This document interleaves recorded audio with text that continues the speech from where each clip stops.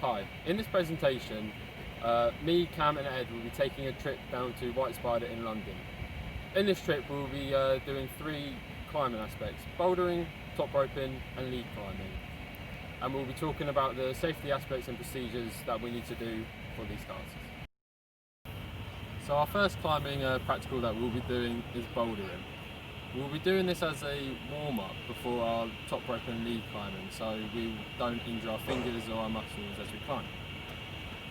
The safety aspects that we have to think about as we're bouldering, the 4 main ones are climbing, making sure that you're not walking under anyone else climbing in the bouldering area. So if someone was to fall as they were climbing, you won't get hurt. The next aspect is making sure that your equipment, like your climbing chalk or your water bottle, you don't want to have it underneath the route you're climbing, you want to have it far away. So if you do fall, you're not going to fall in it. The next one is making sure you have appropriate footwear. This would be climbing shoes, maybe even trainers, but we'll be using climbing shoes. Another aspect, or the main aspects you want to think about, is make sure you're not jumping off the top of a route, but you're climbing down to avoid injury. Another big thing you want to think about is making sure that you're not having any jewellery like rings, watches or bracelets, as if you were to fall, this could cause degloving. As we are also lead climbing and top roping, we want to make sure that we're not wearing our harnesses as we boulder, as this could get caught if we were to even climb down or fall, which could cause us getting injured if we fell. As we are climbing, we'll be practicing spotting each other in a safe environment. This is so if we decide to go bouldering on a crag, then we'll be able to know what we're doing with smaller risks. The best way to spot someone is not to catch them, but to make sure that if they fall, you guide them onto the crash mat, and so they don't hit their head on the floor. Another new thing that we have to also think about when going to climbing centres is, because we're in a pandemic with COVID about, we have to make sure that we are abiding by the COVID guidelines of that climbing centre. So we have to make sure that we bring along our masks and maybe even liquid chalk, so we are sanitising our hands and abiding by the rules. So now that we're top roping and lead climbing, we're going to need a harness to secure ourselves to the wall. So the safest way to put a harness on is if you pull on the floor, have the leg loops coming towards you, as the big bit, stepping into it like so, having the leg loops not go over this top bit of the harness here. Pulling out like that, making sure the harness leg loops are on your legs like that, and making sure the harness waist bit is like directly on your waist like this. To secure the harness, you're going to want to just pull it through like this on the leg loop, making sure the leg loops aren't too tight, so you can have a mobility like that, and making sure that it's C for safe like this, C for safe like that, and not D for death like this. So you want to have it not D for death, because that could easily come loose when you're coming down from the wall. So making sure you have a C for safe.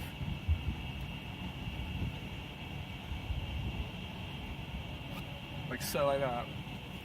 And have it on both sides.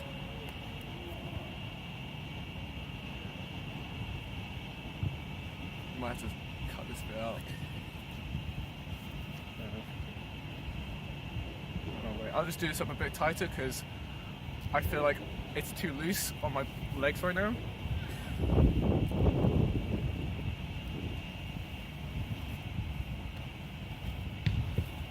I have it so your waist one is fully tight enough so it can support yourself when you're coming down from the rope, from the wall, on the top of it.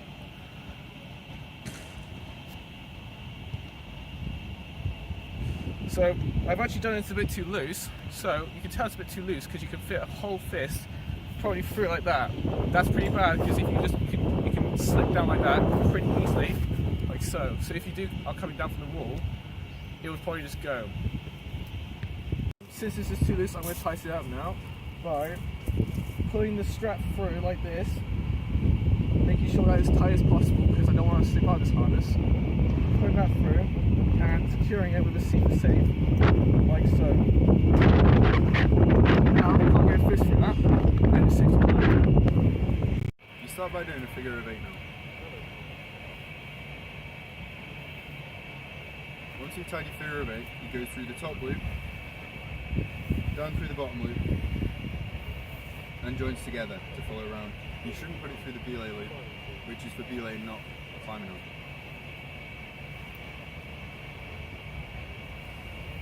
The knot's called a double figure of 8 stopper, and that's because it's 2 figure of 8s going over each other with a stopper knot on the end to make sure the rope doesn't pull through. The stopper should have 2 wraps around and enough tail so it's not being put back through when you're doing it.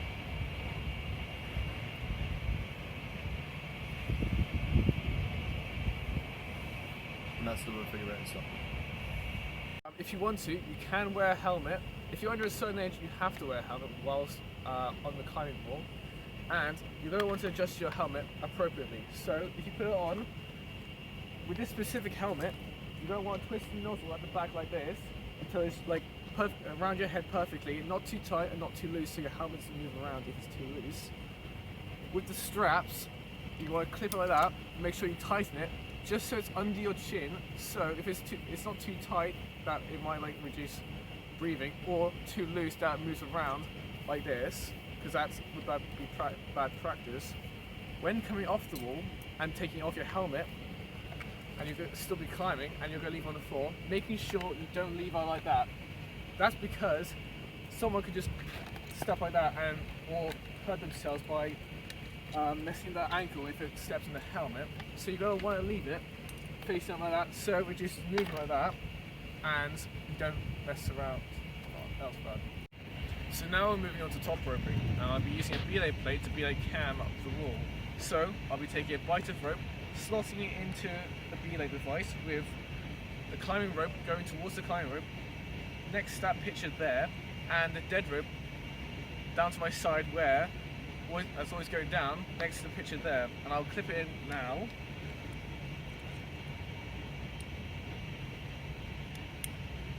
Like so, making sure to tighten it up like that on the carabiner. And I'll just take the slack in now. So now, we're moving on to body checks now. So, Cam has done a perfect double figure of 8 with a stopper knot there. And Cam will then check me, check that I've squeezed the cheese, and that my belay device is perfectly fine. So then, Cam will go towards the wall, which is now, hypothetically. And then, I'll say, climber ready. Climbing. He'd say climbing to make sure that we both know what's happening and when he's climbing. And then I'll start taking the slack like that and using the V to the knee 1, 2, 3 motion, like so, making sure I'm always holding onto the dead rope as I go along, and have my hand outside here when I'm going in for the 1, 2, 3, like that. And then Cam will say take, which means I have to take in as much rope as possible to make the tension right, and then I'll hold it there, and I'll tell Cam to lean back, and as he leans back, I will then slowly give him some rope as he comes down, and have a slow descent. So I don't want to give him too much rope because he'll have it adjusted down and won't be having a nice abseiling experience. There you go. Alright, so another belay device that you can use is the grigri. They are just as safe as each other, however the grigri has an assisted locking in. The way you thread the rope through the grigri is you open it up, and as well it has the pictures on it for the climber and the dead rope. So you get it, you want to take your bite, put the climbing end going where the climber is, the dead end to where your hand is, and then you close it up like that. You then get your carabiner, hook it through, and screw it up so it's all nice and safe. And then after that, I'll take in the slack as always, using the same method of V to the knee, 1, 2, 3. Let's take it all in. And then before climbing, we also do the body check. So I check Cam's knot, which I'm happy with, and he checks my carabiner and the device, which is all good. And then again, same with the belay, the other belay plate. Before he climbs, I say, climber ready, climbing, and then again, feet to the knee, 1, 2, 3, just like so. And then not the good thing, but the assisted locking with the grigri is if there was a sudden fall. So if Cam was to fall, I'm still holding on to the dead end, but as you can see here, the devices came out and there's some locking. Thank you. And then to let them back down again, Cam would say, take. So I'm taking all the slack, and then you get this little lever, still holding on to the trailing end, but you want it folded over like that, and then you just put it down towards you and feeding it through, not too quickly, but not too slowly either. And there you go. Now we're on to leading. The difference between lead and top rope is you have to clip on the way up, and there's a lot of safety whilst clipping. So when you're clipping, the rope has to be out facing you. Your knot has to go like that. That's a safe clip, because if you fall, it's going to go straight down. Whereas there are lots of ways to clip unsafely. For example, back clipping is the most common type, because you'll climb above, and sometimes you can fall and your clip will break itself out, and you could have a massive fall, or you could even death. There's other ways to clip incorrectly, such as Z clipping, where you clip the rope underneath the previous one, which means that you're only actually attached from this one here. So you're going to have a massive fall, which is also going to make an incredible amount of rope drag for when you're climbing next, which could also short rope you and pull you off the wall. Now you know how not to clip and how to clip. There's some ways which make clipping much more efficient, and some things you shouldn't do, even though it will make it easier. For example, clipping at shoulder height, shoulder to waist height, is always optimal, because it's very easy to clip, and you can find a nice rest position to do it. Over clipping and reaching far away makes it much harder, but it's still better than under clipping, where you have to climb much higher above, and you're going to have a massive fall if you do fall. The main problem with clipping high is you usually want to put the rope in your mouth. So you can put the rope in your mouth, and then you can get more slack to use. One, this brings out a lot of slack, but also if you try and make a move with the rope in your mouth, it can pull out your teeth and shower your belayer with teeth and rip them out. So also when you're leading, it's good to put a knot in the end of the rope.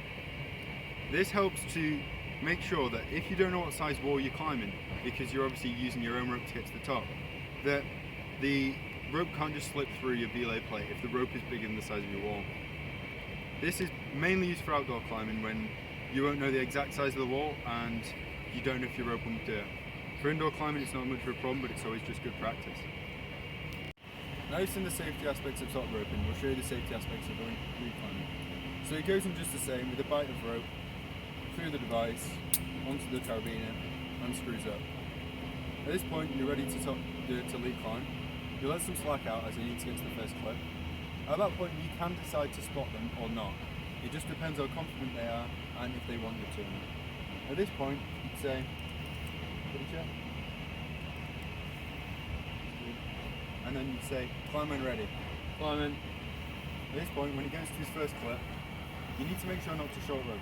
So you put it out, and that's his first clip. You want to take him and you want to give him enough slack to be able to keep climbing to the next clip. When it's on such a low clip like the first one, you need to be quite close to the wall, because he can still hit the floor from this bit. He won't be massively injured to the wall. Usually when you the difference between leading and top rope belaying is you have to be much more dynamic, because they move differently, because they're going to clip, they stop at different points. You have to make sure you're in tune with how they climb. So at the first clip you need to be very close to the wall, because you don't want much slack in the system, otherwise they could fall close to the ground. When you get into the second and third clip, that's when you start to become more safe, and you can come further from the wall to try to put the next.